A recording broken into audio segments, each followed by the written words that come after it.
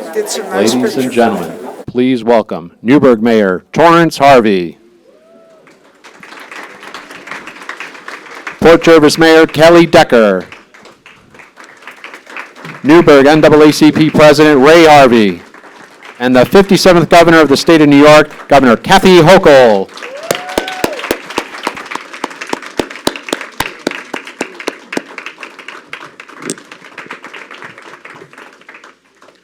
All right, good afternoon, everyone. Once again, Mayor Kelly Decker from Port Jervis, to my city council colleagues, Assemblyman Jonathan Jacobson, Chief of Staff for Senator James Skoufis, all the other elected officials, the clergy, the Christian Ministerial Fellowship, Ray Harvey, once again, from the local Highland Falls Newburgh chapter of the NAACP, Melanie Collins from the Youth Build, and the young people here from Youth Build, let's give them a hand.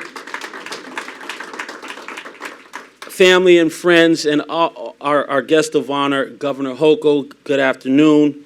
We are gathered here in the city of Newburgh, New York, at our Heritage Center to memorialize a man who, due to a mischaracterization of justice by a constituted court of public opinion and allegations which imposed a death sentence without due process of law on June the 21st, 1863, during the sweltering heat of a civil war, was lynched. This horrific circumstance shall never be forgotten as part of our very complex history in the city of Newburgh and around the nation. It is our unbloody, untold human history that too captures the hidden colors of forever.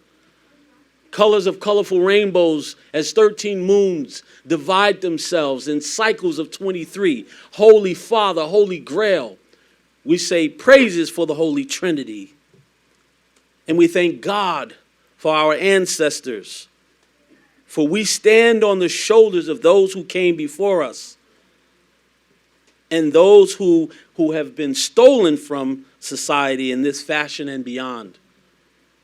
It is my intent to even make a proclamation for June 21st for every year moving forward in this man's honor, Robert Mulliner, creating the Robert Mulliner Day here in the city of Newburgh, New York, for generations to come, to inspire hope,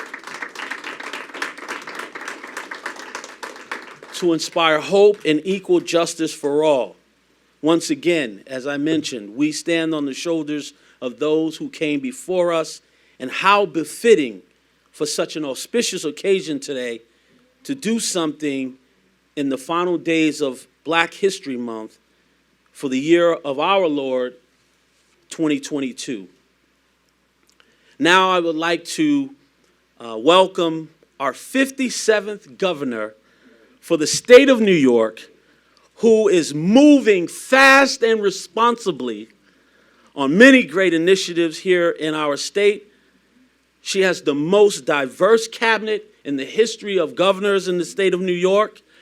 And just to name a few initiatives that we are all excited about in Newburgh and around the state, about housing initiatives that she has, fair, decent housing without displacement, her initiative on workforce development for people to get real skills to pay the bills in New York, real skills to pay the bills. And that workforce development is super important for us here in the city of Newburgh, in addition to child care and family initiatives that Governor Hochul has already announced and once again has moved aggressively on in just the few months that she's been in office. Governor Hochul is not a stranger to the city of Newburgh, New York. She's been here at least 3 or 4 times, many occasions. When she was the lieutenant governor, we welcomed her here with open arms, and we welcome you again today and many days beyond.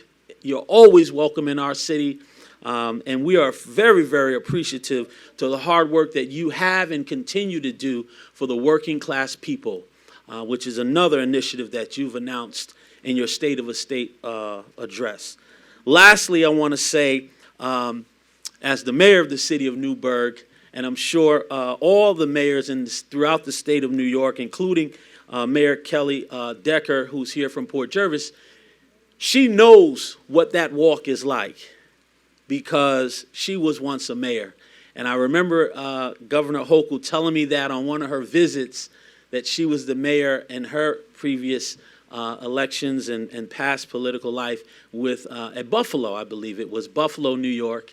And so, you know, I'm just so happy to have you here once again for a bittersweet occasion. Facing history in ourselves is very important in Newburgh, throughout the state, and throughout the country. So without further ado, come on, guys, let's give it up for Governor Kathy Hochul, the 57th governor in the state of New York.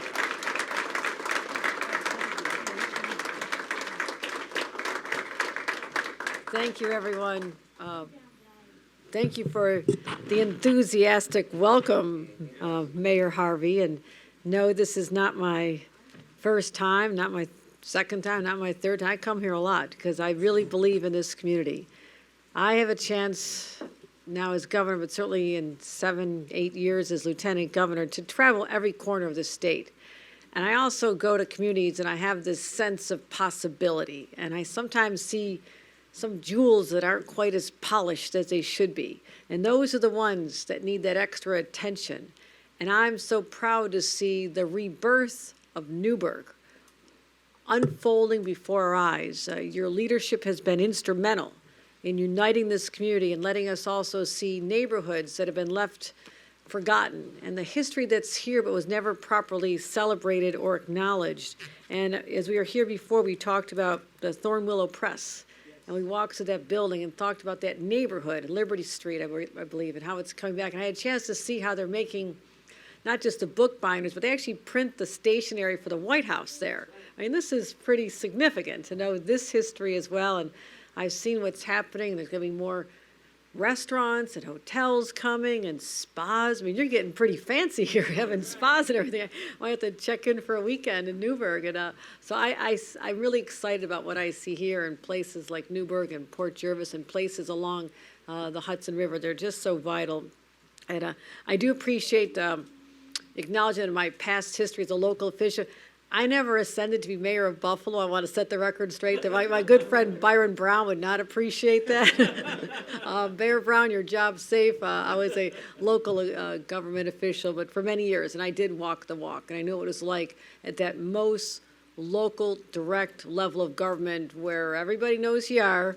People can come to your board meetings and tell you what's on their minds, and you have to be responsive and accountable, and that's how I was steeled in the knowledge of public service and how it really touches people's lives so directly. So to our mayors, I want to thank also Kelly Decker, Mayor of Port Jervis, for joining here. Another elected official I've had a chance to work with for a long time since his local days, and that's Jonathan Jacobson, our great assembly member. Great to see you here as well. I don't know if Steve Newhouse made it here yet. Okay. I don't know, my contact, there you go, Steve Newhouse. So we've done many events together as well. Great to see you as well, County Executive. So glad to have you here. So yes, this is, as you heard, Black History Month. We are talking about, there's the positive history, and then there's the history that no one wanted to look at. The history that was swept under the rug. The history that was never told because of the shame associated with it. But Black history means we have to tell the whole story. The whole story needs to be unfolded.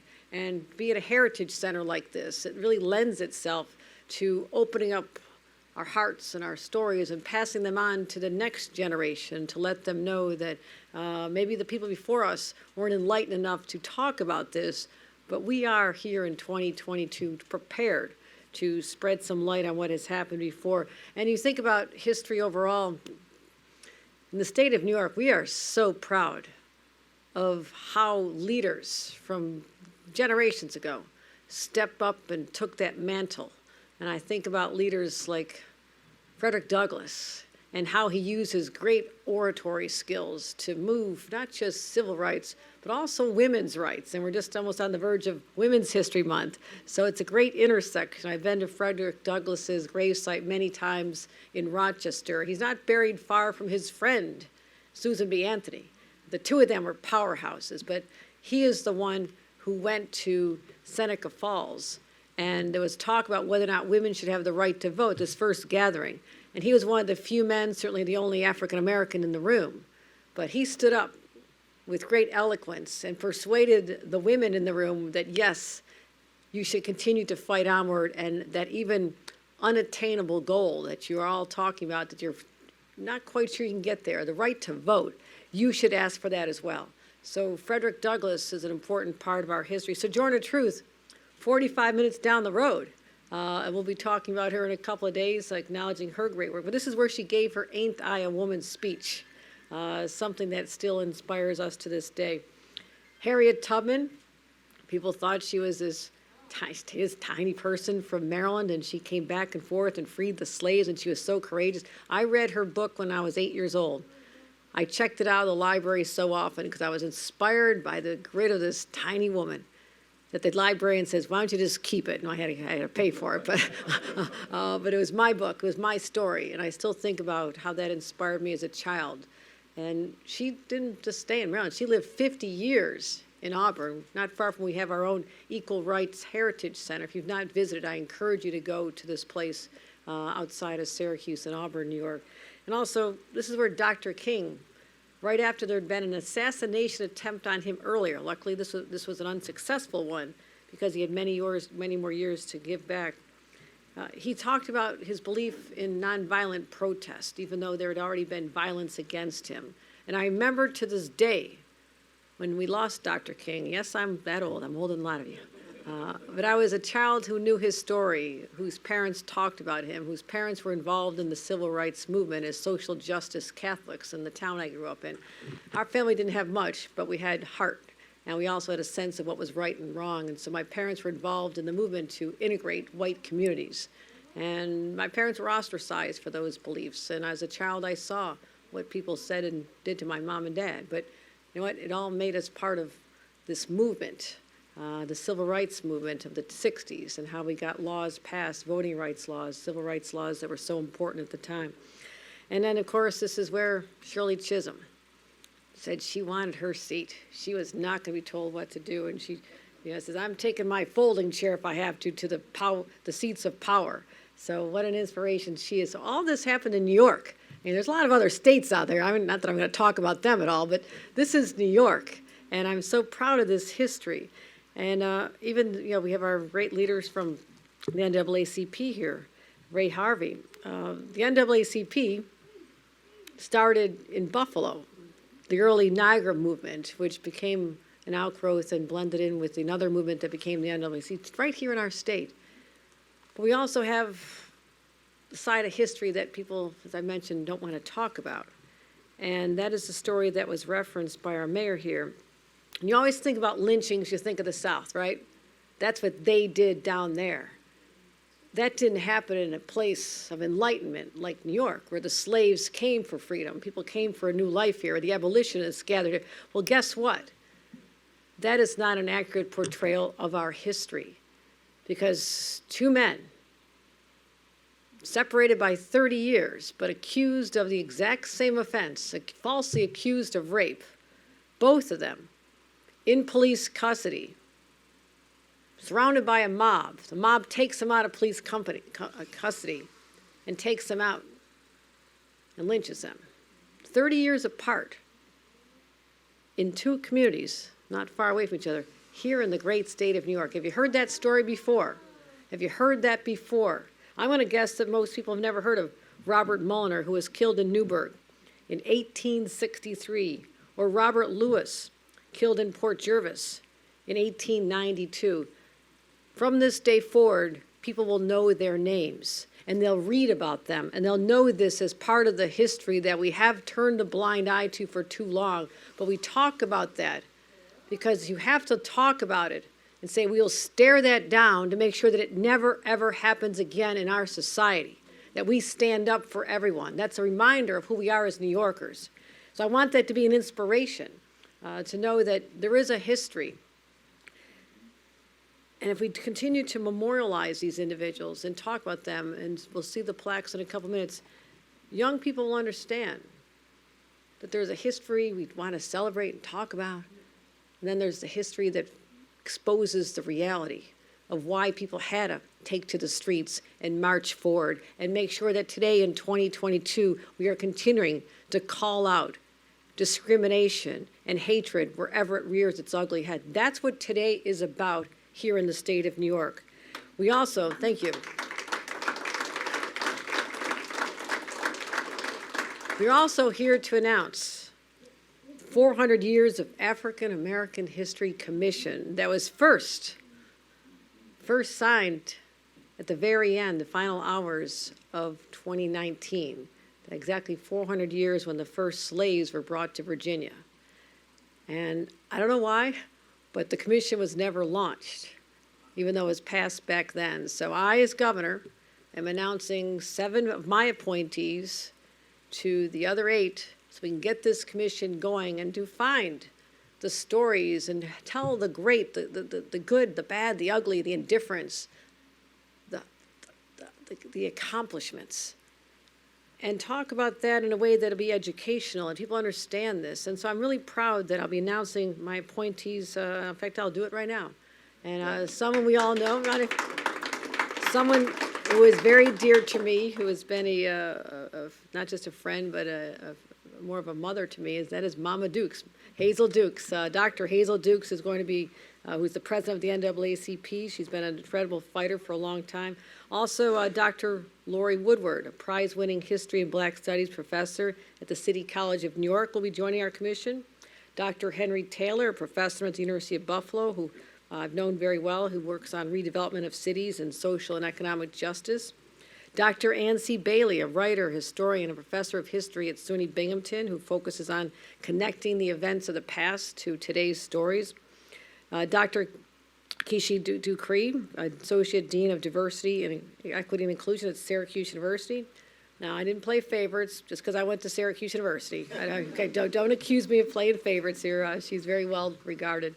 And Jennifer Jones Austin, the CEO of the Federation of Protestant Welfare Agencies, and Joy Bivens, the director of the Schoenberg Center for Research in Black Culture in Harlem. So, yes, we'll see plaques, but when we leave here today, I want this to be a visual reminder. I want children to stop by and ask their parents, and parents who need to know the story of why there are plaques put forth here and in Port Jervis, and let people know how we honor their legacy as being victims of hatred and mob mentality, and let people know that we understand that that kind of sentimentality, that evil, can no longer lurk in our hearts or certainly not in our state. So thank you very much. Thank you for joining us here today.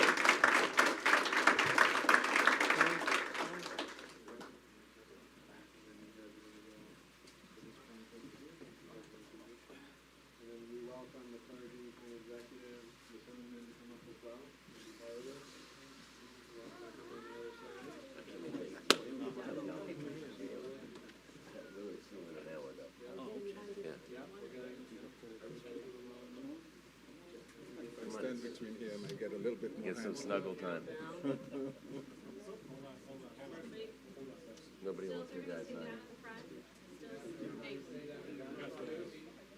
Okay, we'll do a countdown from 3. Ready? Guys, down in front, still need to sit down. All right, ready? 3, 2, 1.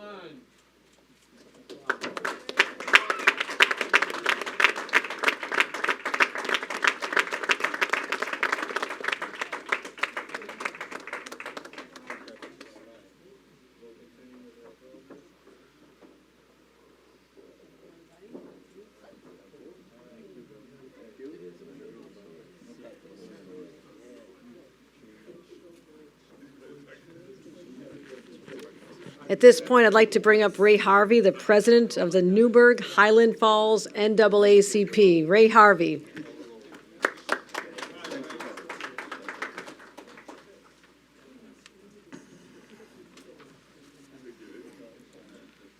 Good afternoon, everyone. It's an honor to be here. Again, thank you, Governor, for taking time out to come out and present this historic day. Before I make a statement, I want to read a statement from the Congressional Representative Sean Patrick Maloney, who cannot join us today in person.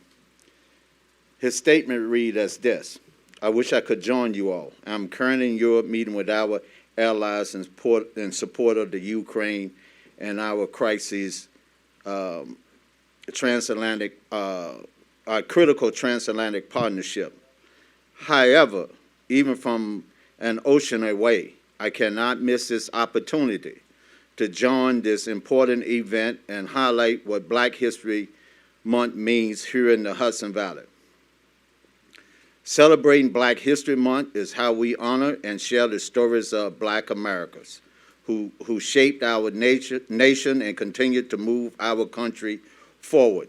It is more than our history, though, as the contribution of Black Americans has fundamentally made America into what it is today. As we celebrate the excellency of Black America, it is critical to look back at our history honestly, even the darkest chapters, and address the legacy of racism against Black Americans as we fought for a more just nation.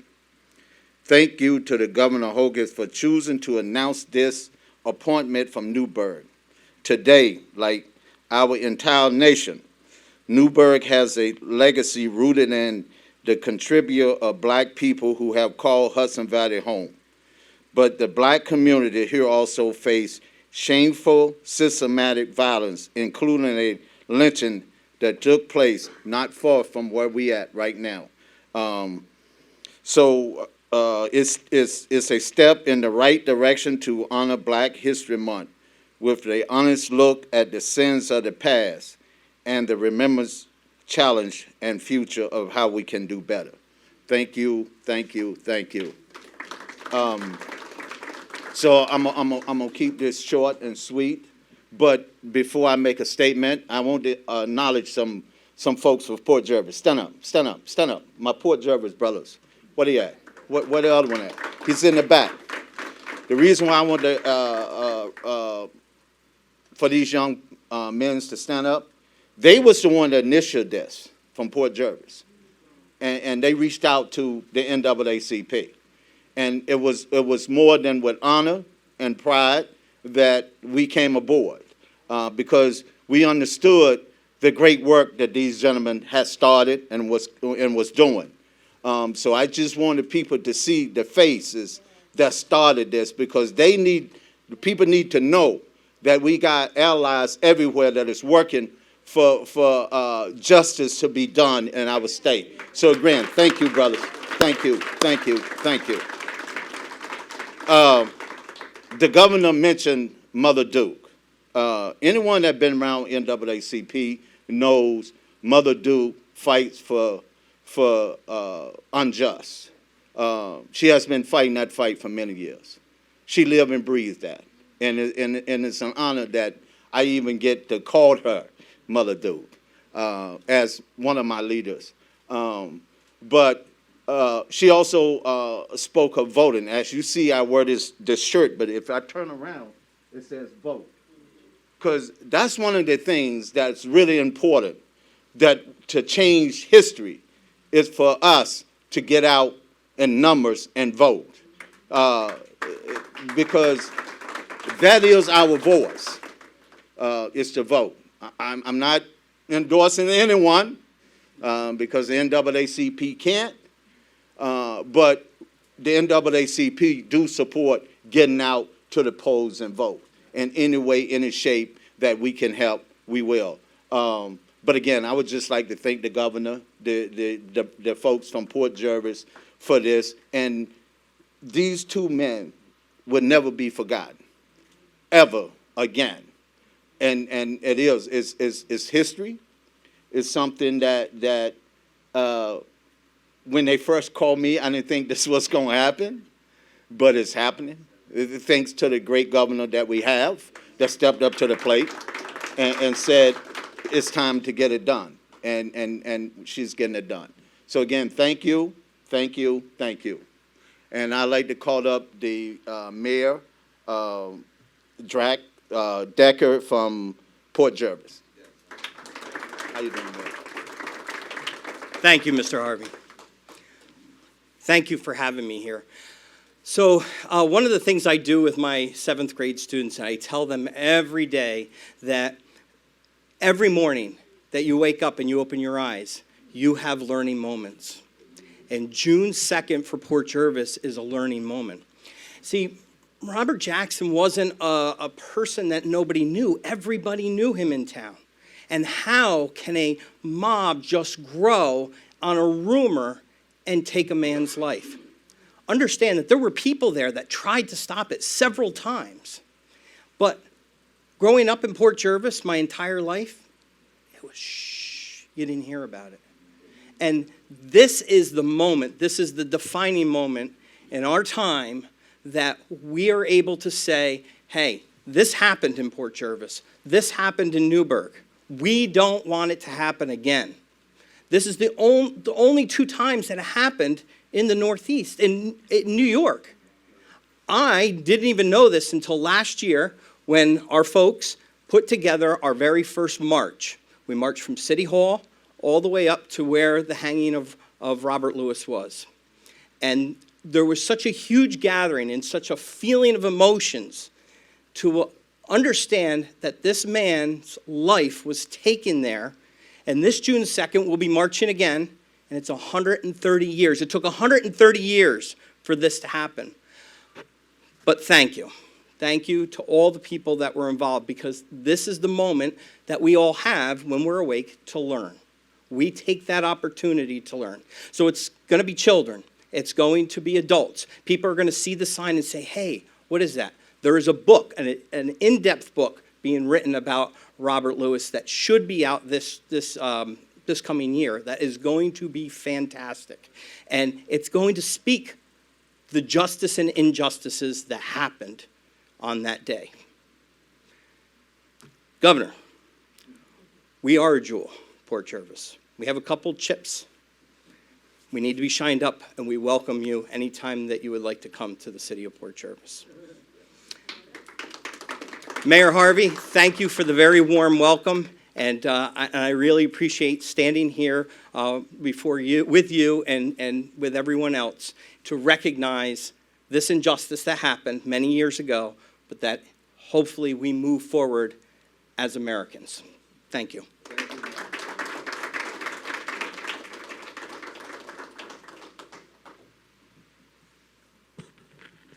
That was very inspiring, Mayor. Thank you. It was beautiful. And 7th grade students, they are very fortunate to have you.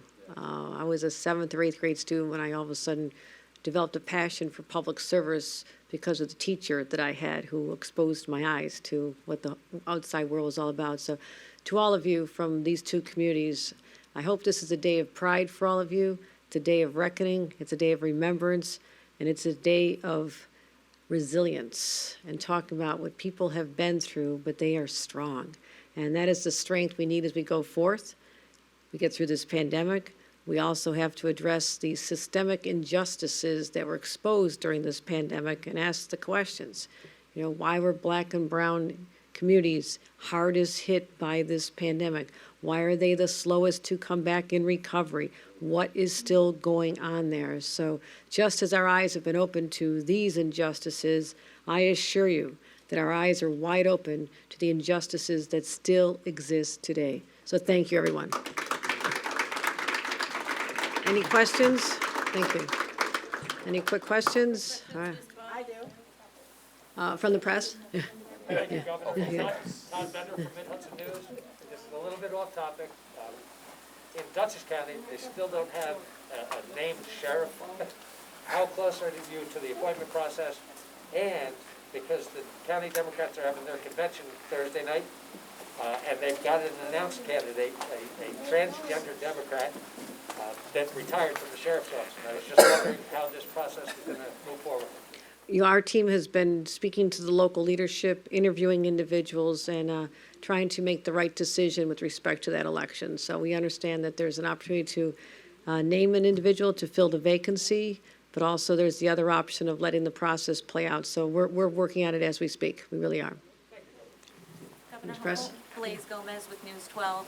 I was wondering if you could address perhaps some consumer relief here in New York State with the rising energy costs and inflation. Certainly, folks are getting hit hard with the rise in grocery prices, gasoline prices, and now, home heating, energy, utility bills. Is there anything being done? I know at one point there was talks about eliminating a gas tax. Can you talk about that? Yes, and particularly in light of the volatile geopolitical situation with Russia and the Ukraine, we can anticipate that there is going to be more pressure on prices upward, unfortunately, as a result of this. And just as an aside, I also gave a warning to all New Yorkers about how we have to prepare for cyber attacks. And this is not something that, we're looking at our financial institutions, our power sources, electrical grid, but also as individuals, make sure that you have the proper authentication, change your passwords, do everything you can to protect your own personal security. So back to your question, because that could result in rising prices as well. We also have programs to help people with their home heating oil costs based on their income. And we'll make sure that everyone knows the website and how to access that information, as well as the fact that our budget addressed the rising concern about inflation. And if my budget is passed just in about a month from now, we will see a $2.1 billion property tax relief for consumers, for property owners, as well as expediting the middle-class tax cut that was supposed to go into effect by 2025. We're speeding it up, another $1 billion right there, just to get more money back into people's pockets during these difficult times. And we're going to continue looking at other possibilities, but we know it's real. We know people are stressed out from the pandemic, just as we're coming through that. And in fact, some areas' wages are going up a little bit. But inflation is eating up all those gains, and it is fundamentally unfair. People are exhausted, they're tired, and we as a state hear them, and we're going to look at every option we can. But starting with getting more money back in their pockets is an important start. One more question? Times Herald Record. I was wondering about the plaques. When was your contact, or when were you first contacted about the plaques, and how quickly did your office move on them? And when can these cities expect to have the plaques in their hands? What is our installation date on these? Tom, do you know? Okay, very soon, very soon. So I heard about it. I said, let's get it done. I've been on the job 6 months tomorrow, but I wanted to make sure that, and again, this commission as well, not just the plaques, but this commission was authorized by statute in 2019. And so it came to my attention. I said, no, let's not let another 400 years pass. Let's get this done. Let's get people named. Let's get them working on it. So that's how we operate. We work on things very quickly. So thank you, everybody, for coming out, and enjoy the rest of the day. Thank you.